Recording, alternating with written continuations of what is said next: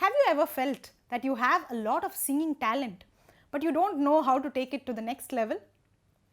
How do you sing like a pro? You know, when we watch professional singers singing, we get so impressed, right? How are they able to sing so effortlessly? They are smoothly traveling across their vocal range, high notes, low notes, anything. They are able to sing such fast phrases, so many gamakas, and all of that without any vocal strain. So how do they do that? What is the secret behind singing like a pro? So today I am going to share 3 important steps that can help you transform from an amateur singer into a pro singer. Now these 3 steps, they are not some exercise or magic techniques that I am going to talk about, but they are 3 singing habits that each of us need to cultivate. It is these habits which actually differentiate a professional singer from an amateur. It is not some magic tricks or some special training that we undergo. Okay? Even with the regular music training that you undergo from a good teacher, you can definitely sing like a pro if you develop certain good singing habits. And today we are going to look at 3 important steps. So let's proceed. Secret number 1, ear before voice. Often when we sing, we are more focused on our vocal skills. How to expand our vocal range, how to sing high notes easily, how to sing low notes easily, how to sing gamakas and so on. Now all that is very important, no doubt, but we should also remember that when we are learning music, it is actually our ear which comes first in the singing process. First we listen to something, whether it is from YouTube or whether it is from a music class. Listening is the first step, right? And then our mind sorts out that information, tries to understand what's going on, and after that it passes the instructions to our voice and the voice executes it. So it is actually a 3-step process and the voice is only the 3rd step. So if your ear is not trained properly, then you will not be able to grasp 100% of what you hear. Even if you are learning from the best teacher on earth, she may be giving you a lot of valuable guidance, but if you don't have a musical ear, you will not be able to absorb and replicate those things, because the voice is merely following instructions from what your brain is sending, right? So if your brain is not giving the correct instructions, the voice will not be able to replicate it.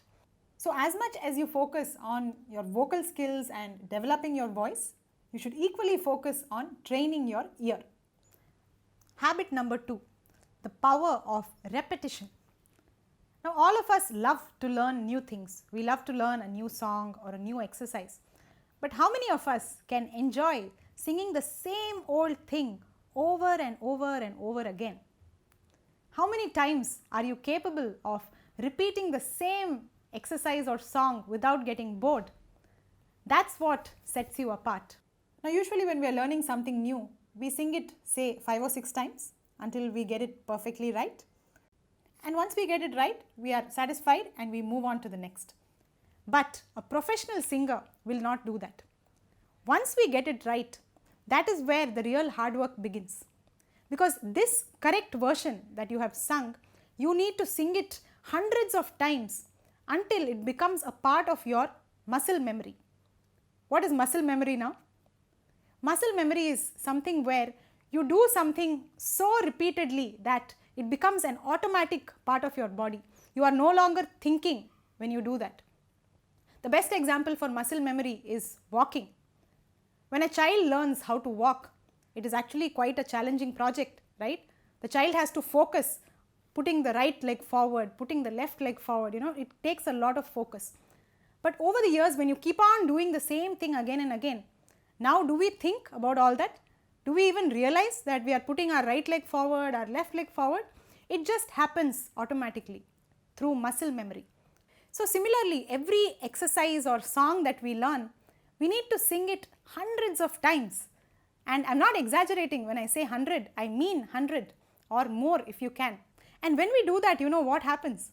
Our conscious mind actually becomes very free.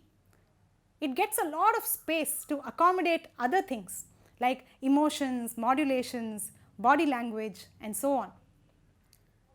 But if the main song and lyrics itself is sitting in the conscious mind, then where is the space for all the other things that you need to think about, right? So that is why I say the basic aspects of the song, the melody, the lyrics, all the nuances of the song should go into muscle memory, and that takes a gazillion number of repetitions. So you decide your magic number.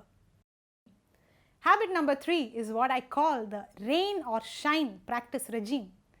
It means that no matter what is going on around me, I will always find the time to practice. It is very easy to say, yes, you have to practice, then only you will get better.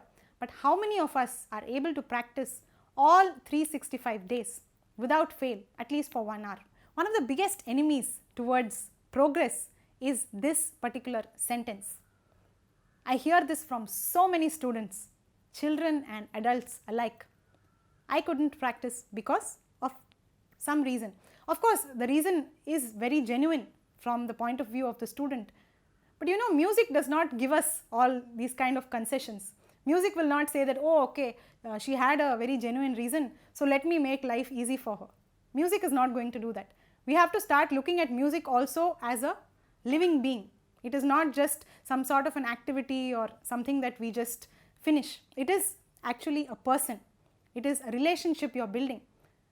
So if you ditch music for 1 or 2 days, music will also take 2 or 3 steps back. And you know, when I was a child, my teacher was extremely strict. You know, she would never allow me to complete this sentence. If I start saying I couldn't practice because, she will immediately say, I don't care why you couldn't practice. The point is, you didn't practice, and that's not okay.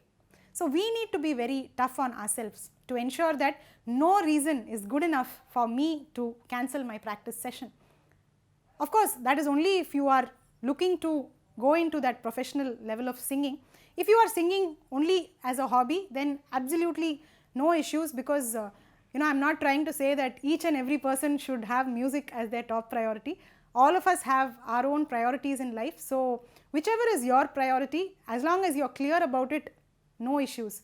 But if you are looking at seriously pursuing music or getting to a professional level in singing, then you will have to place it very high on your priority list. So these are some very powerful habits that can take you into that professional space of singing. All of these are very, very simple and easy to understand, but very, very difficult to implement 365 days in a year. That is the biggest challenge, and that is what will actually set you apart and take you to the next level.